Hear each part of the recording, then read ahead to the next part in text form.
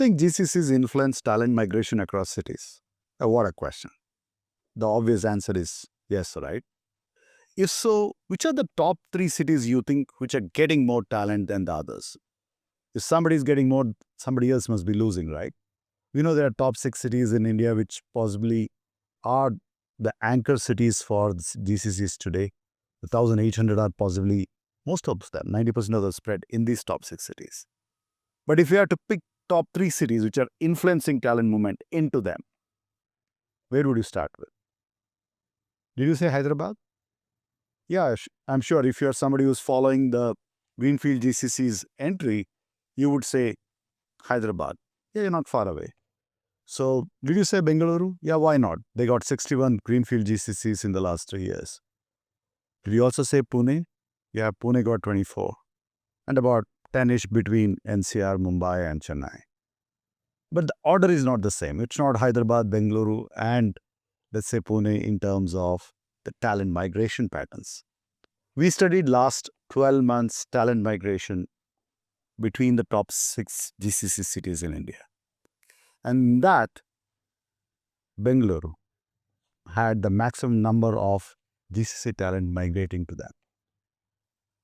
And they had a net positive of almost 19,000 people. That means that if I had to look at some numbers, they had 28,000 people who came in to Bengaluru and 12,000 people who actually went out of Bengaluru. So if you look at it, almost that's about a 16,000 net positive to Bengaluru. Overall, Karnataka is about 19,000, but if you just take Bengaluru, so that's a 16,000 people plus, and purely to GCCs. These are GCC number, not the city number and not other industries.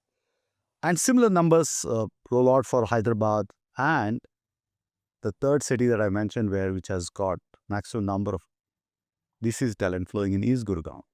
Yes, Gurgaon has not got too many greenfield GCCs, but people are moving to Gurgaon to join GCCs. So it is Bengaluru first, it is Hyderabad next, and then Gurgaon. So what is bringing people to Bengaluru? Not just the weather, right? What you read on Twitter is mostly about the traffic and the infrastructure currently. But then, Bengaluru has so many things going for it. Yeah, 850 GCCs there. Almost everybody you want to name is in Bengaluru. Everybody knows that. But then what else? Clearly the pipeline of GCC talent. Bengaluru GCCs employs 7.5 lakh people. So there's a talent base already there for you to come in. Oh, we know that already. How about leadership? There are 12,000 leaders in Bengaluru GCCs, about 10 years experience levels. Of course, if you take titles of GMs, VPs and above, there are 4,100 people like that. So that means you have a leadership set. You have an ecosystem of GCCs. I'm not talking great weather there. And the intent. 26 lakh people from other cities in India want to move to Bengaluru. We say it's not just the GCC impact, but other factors as well. Could be. But why not GCCs? So if you look at the context of Bengaluru, another important element of Bengaluru is the number of female GCC workers available in Bengaluru. The ratio of the 7.5 lakh GCC workers today has about 37% female and 63% male. That's a good ratio for any enterprise wanting to have its GCC with a higher level of diversity, isn't it? So what's going in for Bengaluru is also about the talent they're attracting from other cities.